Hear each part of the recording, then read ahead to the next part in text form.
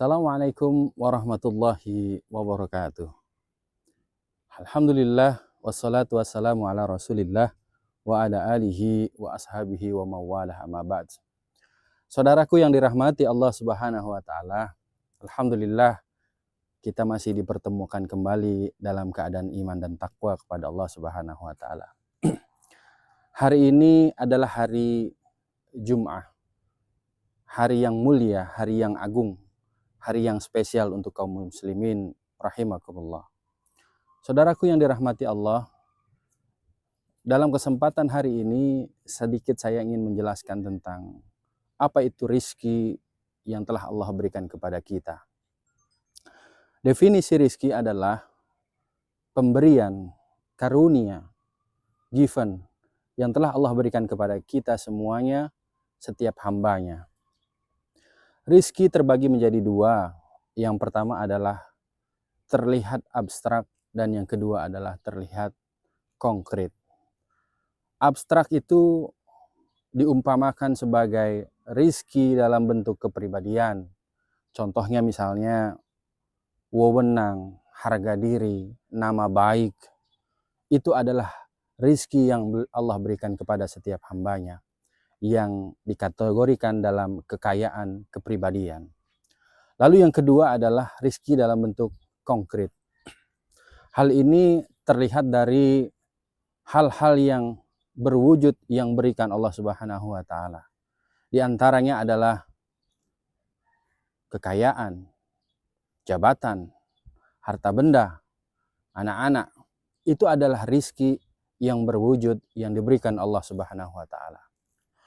Saudaraku yang dirahmati Allah Subhanahu wa taala, rasa-rasanya di dalam kehidupan ini tidak sedikit pun, sesaat pun Allah melepas rizki yang diberikan kepada kita.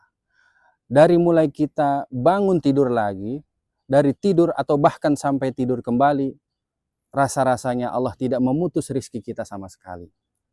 Bahkan tidurnya itu sendiri pun adalah rizki yang Allah berikan kepada kita. Nah, Allah Subhanahu wa taala hanya meminta satu kepada kita, yakni syukuri itu semua. Saudaraku yang dirahmati Allah Subhanahu wa taala, saya menjadi teringat sebuah firman yang Allah sampaikan di dalam surat Ibrahim ayat ke-7. A'udzubillahi minasyaitonir rajim. Bismillahirrahmanirrahim. Wa ijta'ajna rabbukum la in syakartum la azidannakum wala in kafartum inna adzabi lasyadid. Ayat ini rasa-rasanya hampir setiap kita hafal betul. Bahkan artinya pun kita menghafal. Sudah di luar kepala. Tapi apakah ayat ini bisa membumikan kita, memberikan makna yang dalam untuk kita semua? Arti daripada ayat ini adalah siapa yang bersyukur kepada Allah Subhanahu wa taala akan ditambah. Tapi apabila dia kufur, kata Allah, ingat azabku amat pedih. Dalam ayat ini Allah Subhanahu wa taala ingin menyatakan dan menegaskan bahwa kita ketika diberikan rizki yang telah Allah berikan, kita harus bersyukur kepada Allah. Tapi apabila kita tidak bersyukur, ingat, itu bisa menjadi sebuah musibah yang Allah berikan kepada kita. Orang kaya bisa masuk surga lewat kekayaannya. Tapi orang kaya juga bisa terjungkal ke neraka lewat kekayaannya. Pejabat, ia bisa masuk surga lewat jabatannya.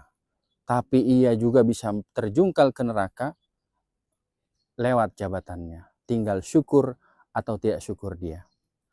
Kemudian orang alim juga sama. Ia bisa masuk surga lewat kealimannya, keilmuannya.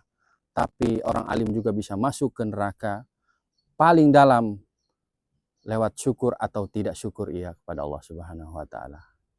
Saudaraku yang dirahmati Allah, dari penjelasan tadi maka kita memahami bahwa rizki yang telah Allah berikan kepada kita itu sungguh amat luar biasa.